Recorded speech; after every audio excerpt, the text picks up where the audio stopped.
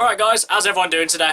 So I recently went to the screening for Once Upon a Deadpool, and this wasn't really a screening for any kind of new Deadpool movie. It's pretty much just a PG-13 version of Deadpool 2, with a couple of scenes thrown in with Deadpool and Fred Savage. So, as this is pretty much just Deadpool 2 again, I'm not going to waste your time and review the movie again, as I already have a review for that, which you can now check out. So for this review, I'm just going to talk about a couple of the extra scenes, I'm going to talk about the experience I had, and just pretty much everything that happened at this screening. So, you know, sit back, enjoy, and let's get started, shall we? Kind of prefer Marvel movies.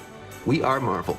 Yeah, but you know, you're Marvel licensed by Fox. It's like if the Beatles were produced by Nickelback. It's music, but it sucks.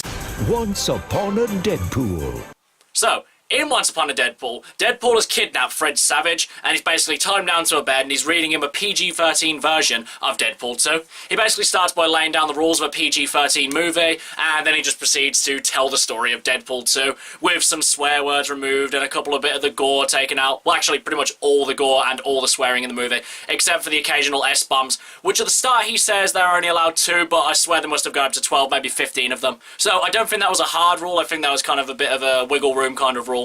I don't believe they said the F word once, but, you know, I'd have to probably look back and see if they did. So, there's the premise, now let's talk about it. So, the first thing I found weird about this was that, you know, for all the marketing and throughout the movie, Deadpool says that this is PG-13, which is the exact same as PG for over here. But right at the start of the movie, when they give the certificate rating, saying what's going to be in the movie, you know, the black and white screen, we all know what it is.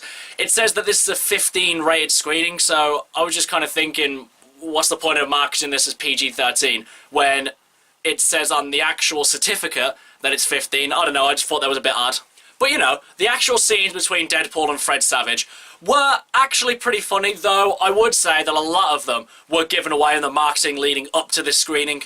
There were one or two that I didn't actually see, which were actually really funny, but I wouldn't actually say that there were enough of them that were actually good enough quality. I mean, because I've already seen Deadpool 2, I don't really need to see the movie again. I mean, I saw it twice in the pictures, I saw it at home a couple of weeks ago, and I've now seen the movie a fourth time. So, you know, I didn't really need to see any more of Deadpool 2, I just wanted to see more of these new scenes. But I'd say the biggest question that this was trying to answer was, can Deadpool work as a PG-13 character? And my kind of answer is, it's a bit iffy.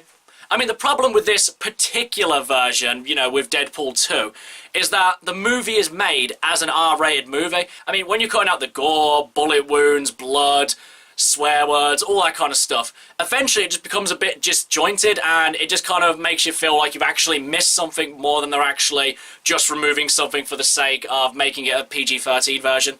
I mean, admittedly, it was funny hearing them replace a lot of the swear words for more PG-13 friendly words. I mean, in Hot Fuzz, they released this bonus feature where they replaced a lot of the swear words for more 12 PG-13 kind of words. So instead of saying F yeah, they're like funk yeah, or Jesus Christ, they say beans and rice. Now that was really funny, and it pretty much has the exact same effect with this one. But I mean, having said that, if you start from the bottom and you work your way up and you make an actual PG-13 version of Deadpool, it can totally work. I mean, Deadpool's been a part of children's shows and less gorier versions, so I don't see why they couldn't make it work. I mean, if they have to do it to put him in the MCU, then, you know, I'm all for it. But, I mean, if they wanted to keep Deadpool R-rated and keep him separate, then, again, I'm all for that too. I just really want them to pay justice to the character and, you know, make sure that he's actually well represented. And hopefully Ryan Reynolds stays on for the duration of, you know, Deadpool's existence. But unfortunately, the screening didn't go by all that smoothly. I mean, because this was a one-time thing, one time, one date.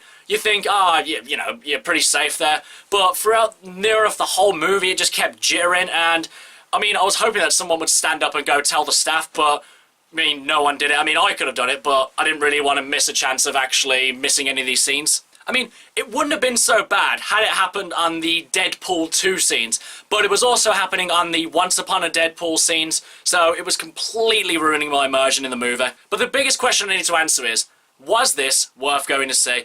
And I have to say, no, it really wasn't worth going to see.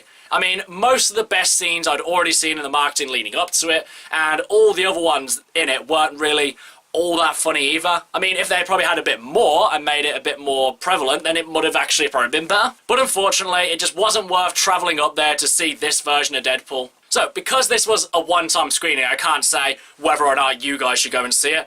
So, all I could say is that I didn't think it was worth going to see, so, I mean, make of that what you will. But again, because this is a Marvel movie, we've got another tribute to Stan Lee, which is done perfectly. They show Stan Lee in his cameo in the first Deadpool trailer. We've showed him saying different lines. And then at the end, they show a bit of a documentary asking him pretty much about what he wants his legacy to be, and how he said he doesn't really care just so long as people enjoy what he's created, which I thought was really good. You know, another well done tribute to Stan Lee. So, you know, again, Excelsior Stan Lee. Okay guys, that's my review for Once Upon a Deadpool. If you went to see it, what did you think about it? And what's your favourite PG-13 version of an R-rated movie? Whatever it is, drop it in the comments below, and until next time, I've been Michael. See ya!